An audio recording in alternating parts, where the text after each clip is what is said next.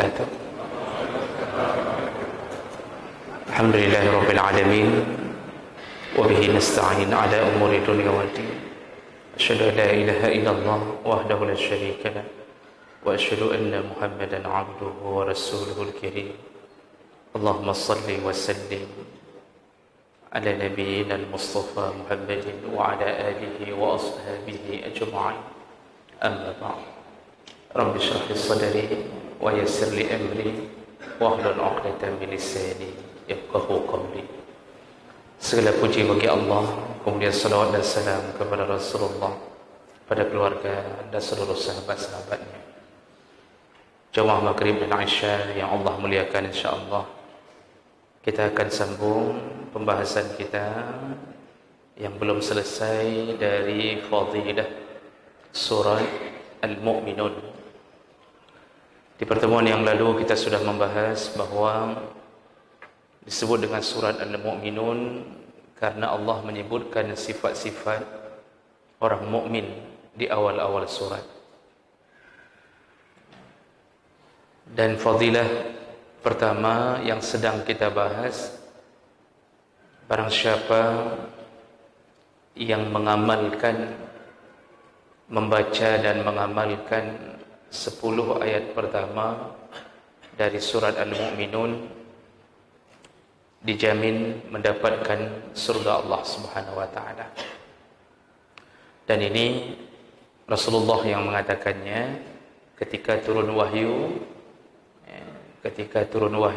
surat Al-Mu'minun dari 1 sampai 10, di ujung hadis Rasulullah mengatakan, man aqamahunna dakhalal jannah.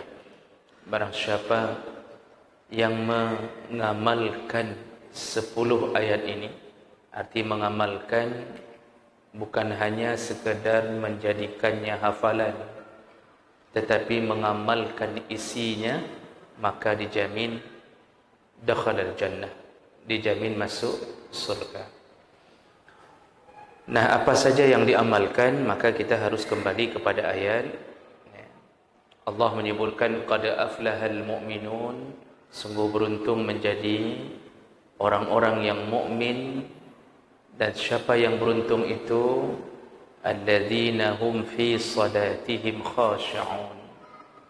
Itu yang pertama, yang salat mereka khusyuk. Salatnya khusyuk, itu yang beruntung. Makanya yang paling berat itu khusyuk. Kalau hanya sekedar salat, orang bisa melakukannya, tapi untuk bisa khusyuk ini perlu perjuangan. Kadang-kadang khusyuk di awal, tidak khusyuk di tengah.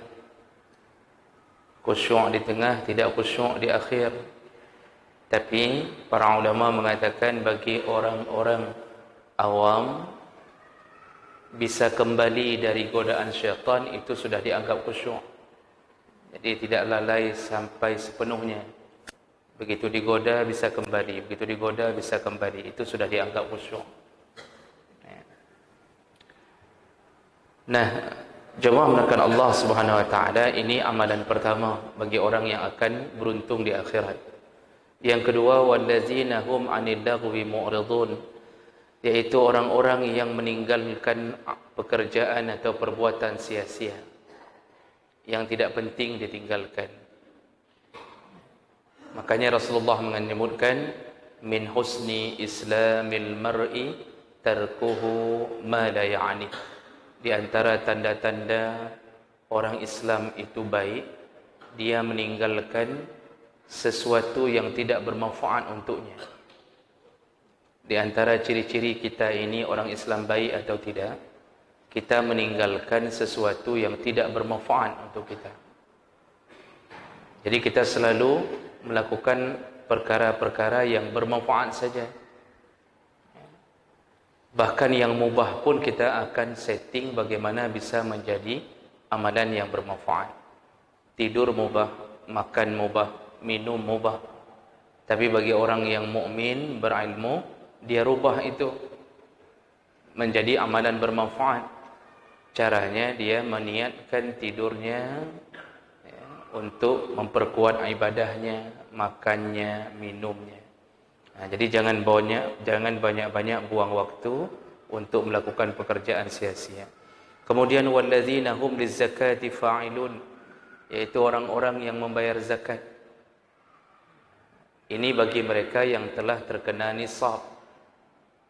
Syarat bayar zakat 2, kecuali pada zakat tanaman yang dipanen.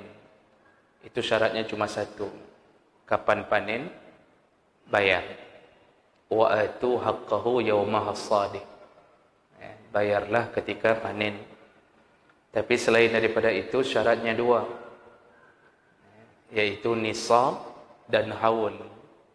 Banyak orang salah mengira dan salah memahami maksud nisab dan haul. Jadi kita ini kalau berdagang Bapak Ibu, itu dihitung kapan mulai terkena nisab, sejak keuntungan pertama melebihi takaran nisab. Di situ pertama kita dihitung sudah terkena nisab. Jadi bukan dihitung dari awal buka kedai. Kita buka kedai dari tahun 2019. Tahun pertama tidak ada untung yang mencapai nisab. Nisab dagang itu 85 gram emas. Kalau emasnya sekarang sekitar 2,5 juta, berarti sekitar berapa? Siapa guru matematik? Kalau 2,5 juta kali 85 gram, 85 gram itu sekitar 28 manyam. 1 manyam 2,5 juta, berarti sekitaran hampir mencapai 70 jutaan. Jadi bukan kapan buka kedai pertama, kapan mencapai nisab pertama. Bisa jadi tahun pertama keuntungan tidak mencapai nisab. Tahun kedua sampai. Ketika kita hitung laba melebihi daripada nisab harga emas 85 gram emas. Di situ banyak orang di sini yang banyak yang salah memahami, dikira langsung bayar di situ. Ya, jadi begitu dia dapat melebihi nisab, banyak yang mengira di situ juga bayarnya, tahun itu juga bayarnya. Padahal itu baru 1 syarat. Belum masuk syarat kedua. Apa syarat kedua? Haul, menunggu setahun sejak tercapainya nisab. Jadi kalau 1 Januari kita catat kita mendapat keuntungan pertama melebihi nisab, bukan 1 Januari 2020 itu bayarnya, tetapi tunggu ke 1 Januari 2021. Jadi ini syarat kedua, nunggu haul. Oh, dalam perjalanan menunggu Januari 2021 ternyata uang itu berkurang lagi karena kita butuhkan untuk beli kebutuhan primer dan segala macam, ya. Maka ketika sudah sampai 1 Januari 2021, uang itu tidak sampai nisab karena berkurang dalam perjalanan menuju, maka kembali tidak terkena zakat. Kapan mulai hitung lagi? Kapan naik lagi ke atas nisab? Bulatkan lagi dalam kalender, tunggu lagi setahun. Jadi begitu murahnya Allah memberikan tawaran zakat kepada kita. Maka celakalah mereka yang juga setelah Allah minta sedikit, dia tidak beri. Nah, ini kalau dalam hadis tentang 5 azab yang diturunkan langsung di dunia, termasuklah apabila zakat sudah tidak dibayarkan, maka Allah akan turunkan azab dengan membuat kekeringan di muka bumi. Allah akan turunkan azab dengan membuat tidak ada lagi atau jarangnya hujan kalau zakat sudah diselewengkan, artinya tidak lagi dibayarkan. Nah, jadi sifat ini sifat orang mukmin yang beruntung bayar zakat.